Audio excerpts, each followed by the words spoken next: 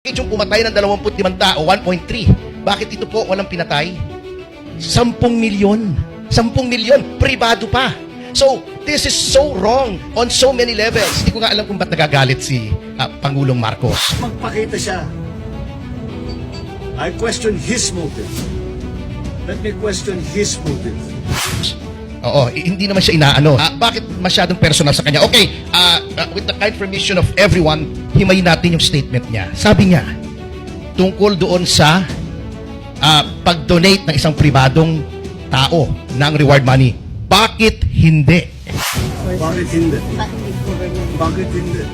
Ang sagot po dyan, hindi pwede, Mr. President, kasi katulad ng sinabi ng ating kasamang attorney Israelito Torreon, may batas po, kasi sabi niyo, sundin ang batas. Bakit lagi kaming kine-question? Sinusundan lang namin ang batas. Sundin din niya ang batas. Yun lang. PES 6713, meron ding 3019, yung Anti-Graft and Corrupt Practices Act, na nagsasabing hindi pwedeng hindi pantay-pantay ang pagtrato sa mga official functions. Hindi pwedeng may preference. Nandyan po yan sa Section 3E ng 3019. Pakibasa po. Because when you took an oath, after you were elected to the presidency, you swore to uphold the Constitution and all other laws of the country. Batas po yan.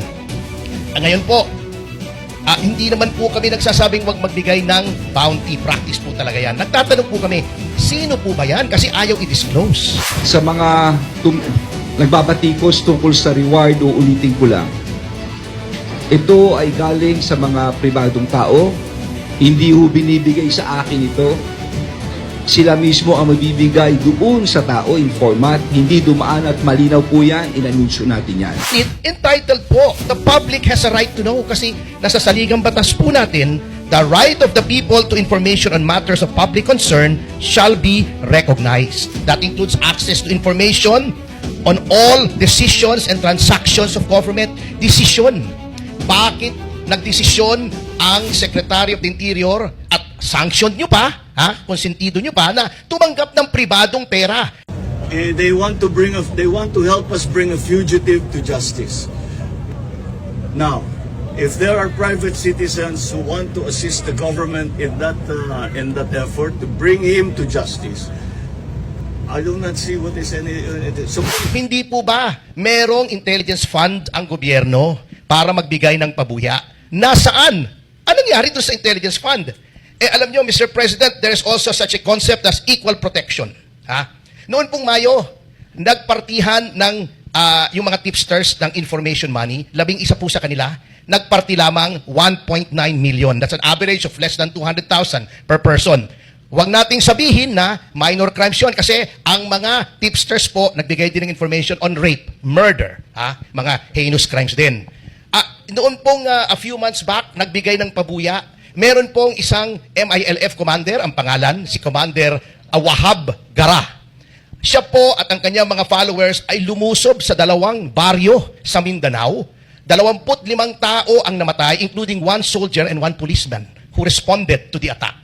Magkano po ang bounty doon kay Commander Gara? 1.3 million lamang. Yun pong mga kaibigan ko sa media, nagsasabi, ang dami-daming pinapatay na media men. Magkano ang ino-offer na reward ninyo? 200,000, 300,000, buhay po ito. May pinatay ba si Pastor Kibuloy? Are these crimes, even assuming na may probable cause, are they violent crimes? Bakit 10 milyon? Under the Constitution which you swore to implement as President, as Chief Executive, as the main person tasked to implement all the laws of the country. Equal protection. Every person similarly situated should be treated in the same manner. Bakit yung pumatay ng 25 tao, 1.3? Bakit ito po walang pinatay? 10 milyon. 10 milyon, pribado pa.